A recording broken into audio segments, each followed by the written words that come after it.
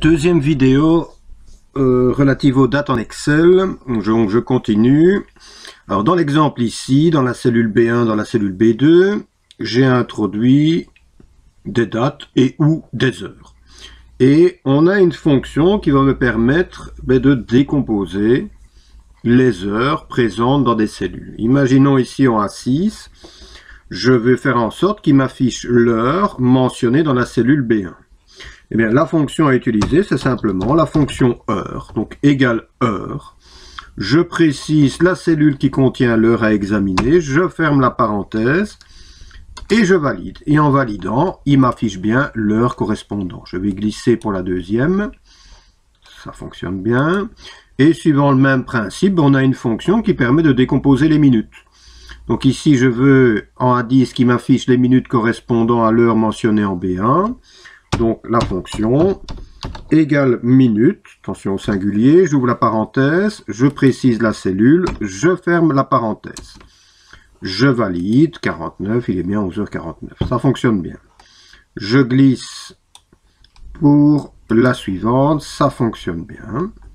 Et enfin, même principe pour les secondes, la fonction à utiliser, c'est la fonction seconde. Il faut que je l'écrive correctement, ce sera mieux, égale seconde, et je précise la cellule à examiner, ici B1, je valide et je glisse.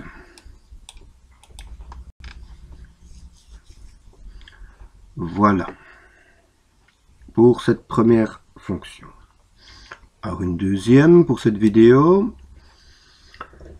Alors ici, j'ai encodé en C1 une date de départ et en C2 une date de fin. Et je veux ici en E6 calculer le nombre de jours qui se sont écoulés entre ces deux dates.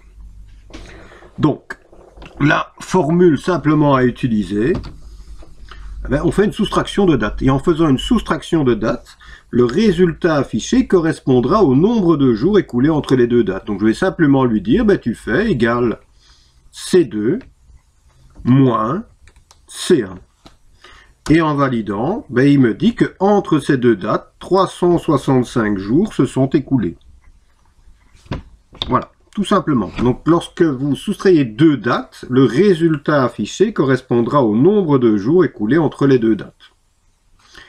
Et alors, petite remarque ici, ça peut être utile peut-être pour certains d'entre vous, on a une fonction Excel qui permet de calculer le nombre de jours compris entre deux dates en partant du principe que dans chaque mois, on a 30 jours. Alors, dans certains calculs comptables, on est amené à faire en sorte que on considère que dans un mois, il y a 30 jours. Donc, les 12 mois de l'année comportent 30 jours. Et à ce moment-là, si je veux calculer le nombre de jours écoulés entre les deux dates, la fonction, c'est égale jour au pluriel 360. J'ouvre la parenthèse. Je dois mentionner la date de début. Donc ici c'est 1. Point virgule. La date de fin, ici c'est 2.